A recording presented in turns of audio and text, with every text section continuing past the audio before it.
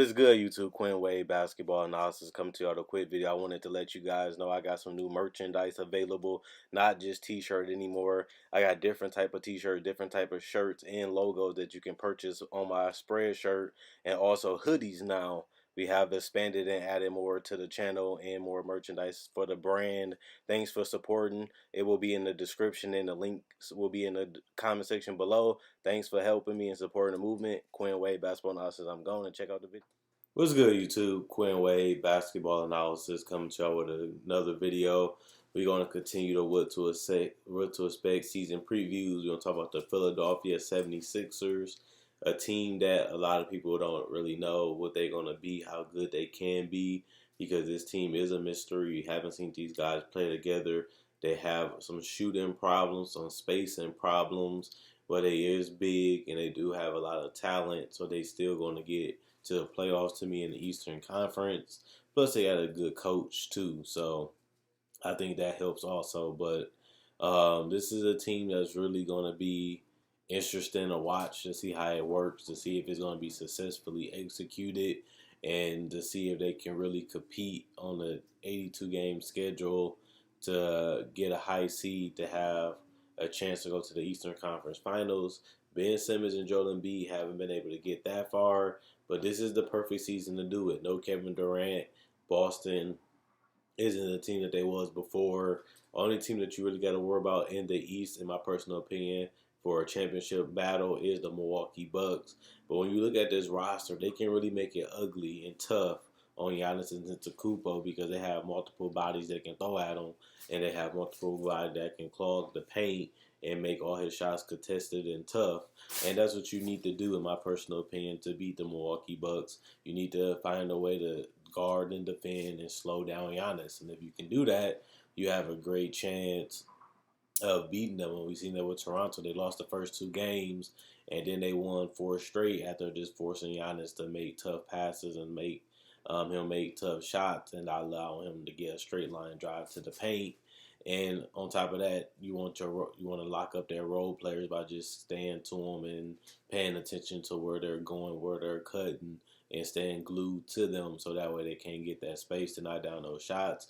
And if you can guard Giannis with two people, or you can force him to kick it out, or force him to make a tough shot, that's the blueprint until Giannis learns how to shoot. And they have the size, they have the athleticism, and they have the bodies to really make it ugly for the Milwaukee Bucks. And that could be the advantage, and that could be the roster that they need to get out the East this year. But when I look at this roster, the goal is to win a championship. I expect nothing less than this team, even if they get off to a slow start, even if they get off to a good start. This team has been put together to bring a championship to Philly.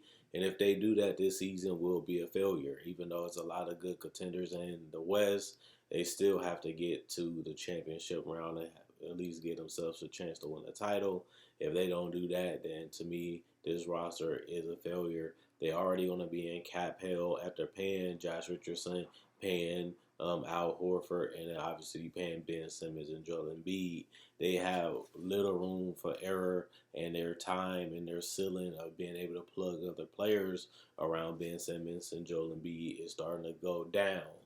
They had a chance, and that's why they traded for Tobias Harris and Jimmy Butler, because Ben Simmons on his rookie contract. Now, since his rookie contract about to go to the extension contract, they're not going to have as much cap space to make moves, and they're not going to have as much cap space to pay all these players at once, which happens. A lot of teams have been going through that, and a sacrifice is you try to win now while your players are ready to go and they're young, and if they don't, you're just going to be cap strapped and you might not be a contender anymore, or you might just be a good enough team, depending on how Joel Embiid and Ben Simmons develop. They can be able to take their game to the next level that give them a chance to still be competitive and still be one of the contenders in the East, even if the cap slaps them. A couple things I want to talk about is, one, Trey Burke was a great pickup for them, having a guy that can come off the bench, give them floor space, and give them shooting, and a guy that can create his own shot. I think that's very important in today's NBA, and that's something that he can do. You look at James Ennis, he's a guy that played with them last year. He can give 3-point shooting. He can play the two. He can play the three. He can play some small ball four. Tobias Harris, he's important because he's going to be their most best, well balanced offensive player, being able to handle the ball, knock down threes, being able to knock down mid range, being able to shoot over smaller defenders, post up smaller defenders, and being a decent free throw shooter. Plus, you want to see Tobias Harris do more because you paid him so much money. He's going to have a better role this year because they're going to need him to do more, and I feel like he's capable of doing more. Don't be surprised if Tobias Harris average over 20 points, and don't be surprised if he's going to be an all-star this year in the Eastern Conference for the first time. And I think he's ready. I think he's prepared. I think he wanted a moment like this, and now he has the opportunity to be the best player on the team, while also being a high scorer and also being an all-star and also being a chance to show that he's one of the better players in the league. He deserves his contract. I'm not saying that's all going to become true, but that's all things he can do this year after getting a huge extension. People going to judge him by how much money he made for the rest of his career, as long as he's getting big money, and that comes with it, which is expectations, and people going to have demands, and people going to have to, cool it off a little bit, but they going to continue to be aggressive if he don't live up to the contract, especially Philly fans. You know how honest and how educated they are about basketball, and they're going to call him out, and they're going to turn on him if he doesn't, because he is taking up a chunk of their cap space. Look at Al Horford, a guy that's still a solid defender, still can knock down some mid-range, still can shoot some threes, still a solid post defender, not as athletic, not as good as he used to be, but he still is one of the best bigs in the game, and he is a hard unicorn um, when it comes to being able to have size, mobility, and knock down jumpers, but also being a great screener and being a great passer and being able to play with Joel Embiid. He's a good fit for that, and I think Joel Embiid will enjoy playing with Al Horford, and I think Al Horford can really make things ugly with him and Joel Embiid in that paint, and in the mid post area. They can do a lot of rotating, a lot of swarming, and a lot of rotations that can really make it tough to score inside on them. And then you got Ben Simmons on the perimeter too, and that's another big guy that can make it ugly and make shots tough. You got Amir Johnson, who I don't believe is going to be on the roster anymore.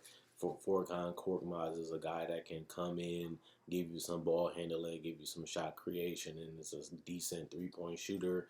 He's a guy that could be a seventh, eighth, or ninth guy on this team, and he could be very effective and give them something that they don't really have coming off the bench.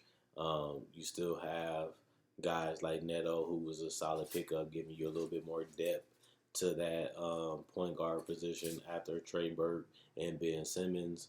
Give you another solid point guard if one of them goes down. He can come in, run the offense, and not get in the other people's way. And he's a guy that doesn't demand shots, so he can fit in perfectly on any team and any roster. At the end of the day, you still got Mike Scott, gives you the shooting, give you the floor spacing at that 3 and that 4 position, can even play some 5, depending on what the opponent lineups they have out there. You got Josh Richardson, a guy that is a two-way player, being able to defend and knock down shots. He's still developing his three-point shot, still developing his jumper in general. He still is a solid player at the end of the day. He's only making $10 million, and he's a guy that should make more in the future. But at this point, he is still one of the best up-and-coming wings in the game, and he is a legitimate 6'6", and he is a guy that can knock down all types of shots, coming off screens and playing off the ball. And like I said, you can put him at that shooting guard position, and he can defend and really make things ugly for other teams. And you want wing defenders, and they have him on their roster to just do that. And like I said, he's going to help having Ben Simmons at that point guard position and having him at shooting guard, but you still have Al Horford and Joel Embiid in the paint to make it even clogged up and ugly for the opposing team to get to the basket. And most of the shots going to be contested, and that's going to make it very hard to score on this team if they work how they should work. And then we get to see Zaire Smith. He's a guy that's an unknown. We don't really know if he's going to be good. We don't even know if he's going to be that much or get that much minutes.